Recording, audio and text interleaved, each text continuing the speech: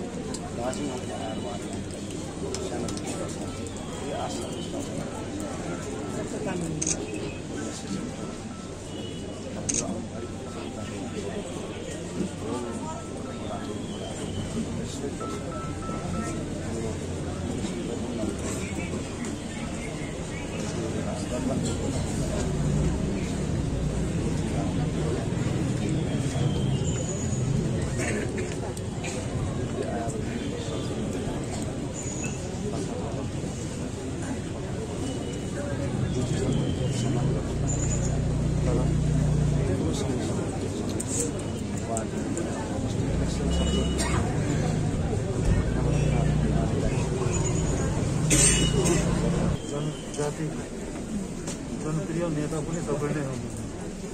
अझै जति तपाईँ अझै गोर्खा जनजातिको लागि काम गर्नुहुन्छ कि चिन्ता भावना गर्नुहुन्छ आज, तर आज उपस्थिति यहाँ भोट डिक्लेयर गरिदिएको छ, जसको गर्दा अहिले एमसिसी लागू भइहालेको छ, जसको गर्दा त्यो दाबी लिएर तपाईँहरू आज हुनुहुन्छ। यो एमसिसी लागू हुनुको गर्दा नै यो कुराकानी चाहिँ अलिक अगाडि बढ्नु सकेको छैन होइन। त्यही कारण म तपाईँसँग अनुरोध गर्छु कि आज पहाडको लागि उनीहरूको जति पनि गोर्खा जनजातिको लागि तपाईँहरू त्यो लडाइँ गर्नु भइरहेको छ, तर निश्चय आउनेलाई यो भोटको खतम भइसकेर त्यसै पनि यो एमसिसी जब बुझिहाल्छ त्यसको पनि पछाडि यो कुराकानी निश्चय चल्छ। जब म यहाँ आएको छु म जग्गामा कुरा पुऱ्याइदिन्छु कि यो समस्या छ, यो प्रकारको यहाँ भइरहेको थियो, यो कुरा भोटको पछाडि पनि हुनु सक्छ। अगर भोट डिक्लेयर भएकोमा त कमसेकम आज यहाँ यो कुराकानी चल्थ्यो होला, भोट एमसीसी लागू गर्ने कुरा आज यो भएको छैन।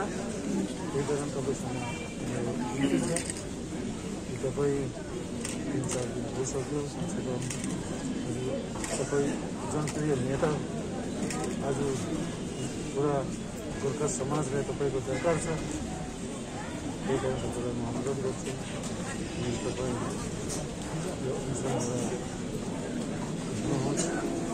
और फेरि हाम्रो जति पनि गोर्खा जनजातिलाई बाटो देखाउनु तपाईँलाई को दरकार छ। यो तपाईँले यसको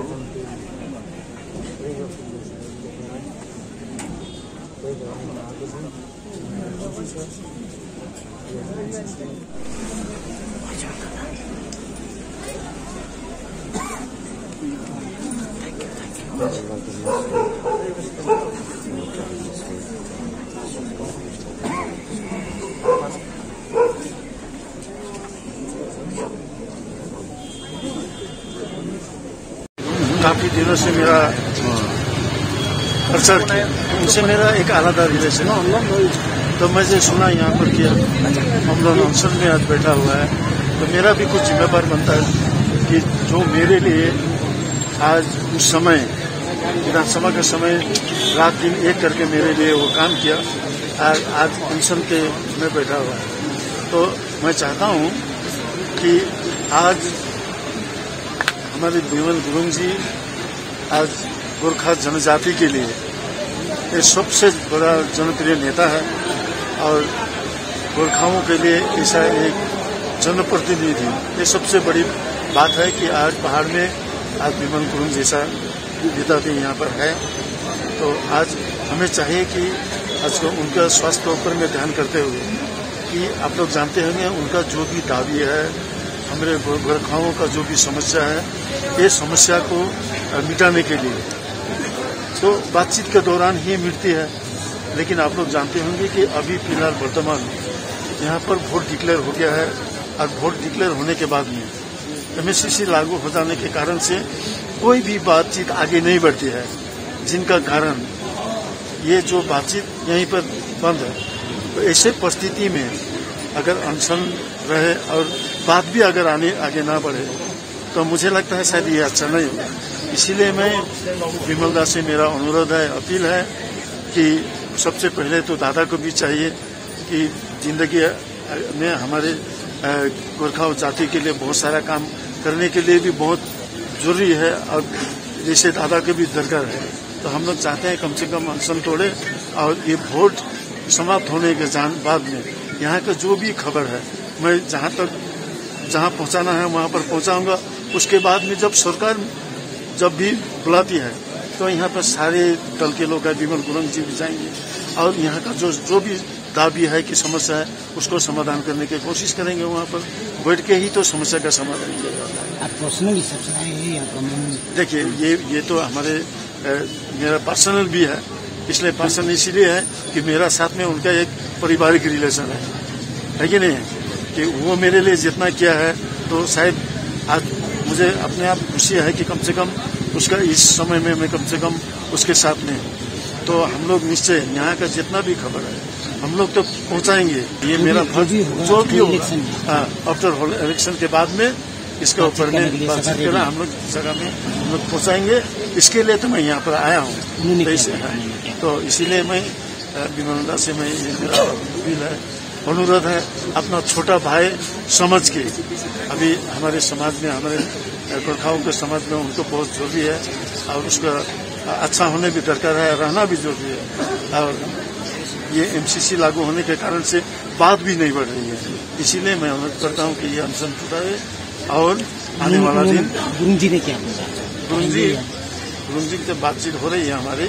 तो निश्चय मैं उम्मीद करता हूँ कि आज गोरखाओं के हित के लिए जब काम करना है, आज अभी तो एमसीसी लागू होने के कारण बात भी नहीं बढ़ रही है ना। गवर्नमेंट का तो जो कुछ कानून है, ये कानून के तहत से हम लोग बात को आगे भी नहीं बढ़ा पा रहे हैं। तो इसीलिए मेरा यही अपील रहेगा कि बातचीत चलते रहेगी लेकिन अनशन टूटे और इलेक्शन के बाद में इसका जो भी समस्या हो इसको समाधान करने के लिए बहुत सारे और भी दल के लोग भी है, हमारे विमल गुरुंग जी में सब मिलके ये समस्या का समाधान करेंगे। इसमें कोई बड़ी बात नहीं है। आफ्टर इलेक्शन बातचीत जरूर शुरू होगा। इसका इलेक्शन के बाद में हम लोग बात, मैं जब यहाँ पर आया हूँ मैं जगह में जाके बात को पूछूंगा। इलेक्शन के आगे कोई उम्मीद नहीं? इलेक्शन डिक्लेयर होने के बाद में तो आप जानते होंगे कि एमसीसी लागू करने के बाद में इसकी पहल नहीं हो सकती। राज्य सरकार की ओर से कोई वार्ता का कोई संभावना नहीं है? संभावना नहीं, इसको तो पहल ही नहीं सकते एमसीसी लागू करने के बाद में। ठीक है, इलेक्शन के बाद ये सरकार कोई हल करेगा, इसका कोई आप प्रतिश्रुति या? देखिए, यहाँ का जो भी बातचीत यहाँ पर आया है, यहाँ पर समस्या देख रहा हूँ, इसको लेके मैं अपना जगह पर जाके बातचीत छेड़ूंगा। उसके बाद में सरकार ठीक करेगी कि किस प्रकार से इस समस्या को समाधान करेंगे, क्या करेंगे, वो तो बात की बात है। लेकिन अभी फिलहाल हम लोग सभी को यही सोचना चाहिए कि एमसीसी लागू होने के बाद हम लोग का जो भी बात है, जो भी दावी है, जो भी समस्या है, वो आगे नहीं बढ़ पा रही है। तो इसीलिए हम सबको ये भी सोचना चाहिए और उसको हेल्थ के ऊपर में ध्यान देते हुए कम से कम हमको, मुझे लगता है, ये अनशन उठा देना चाहिए। ये हमारे लिए, हमारे नेपाली समाज के लिए, हर चीज के लिए अच्छा होगा, इसलिए कि बातचीत अभी आगे नहीं बढ़ रही है। यही मेरा अपील है। अहिले उहाँले तपाईहरुको अगाडि बात मार्नुभयो है, प्रेसलाई सम्बोधन गर्नुभयो है, र मोडल कोड अफ कन्डक्ट लागेकोले गर्दाखेरि बातचीत अगाडि बढ्नु सकेको छैन। तर उहाँले भन्नुहुँदैछ जस्तो मोडल कोड अफ कन्डक्ट सकिन्छ त्यस्तै सरकारले बातचीतमा बोलाउँछ भनेर उहाँले भन्नुहुँदैछ है। र गोर्खा जनमुक्ति मोर्चाको अध्यक्षलाई है हामी केन्द्र समितिकोबाट आह्वान गर्छौं कि उहाँले आफ्नो स्वास्थ्यलाई हेरेर, जातिको लार्जर इन्ट्रेस्टलाई हेरेर, आउने हाम्रो मुद्दालाई हेरेर, भावी पिढ़ीलाई हेरेर है उहाँले अनसन उठाइदिएको राम्रो हुनेछ भन्ने हामी सोच राखेको छौं र अध्यक्षसँग बातचीत चलिरहेको छ। उहाँ मान्नु भएको छैन। उहाँको भनाइ के छ अहिले चाहिँ? उहाँको भनाइ चाहिँ अब त्यही छ, सरकारले समस्याको समाधान गर्नुपर्छ भन्ने उहाँको भनाइ छ। तर अहिले टेक्निकली हेर्दा त अब एमसीसी लागू भएकोले, त्यो एमसीसी लागू भएकोले गर्दा मन्त्रीजीले भन्नुभयो कि अहिले अब मोडल कोड अफ कन्डक्ट लागेको छ है, र इलेक्सन सकिएपछि सरकारले बातचीत बोलाउँछ भनेर उहाँले भन्नुहुँदैछ है। र हामी बातचीत गर्दैछौं, के हुन्छ तपाईहरु पर्खेर बस्नु।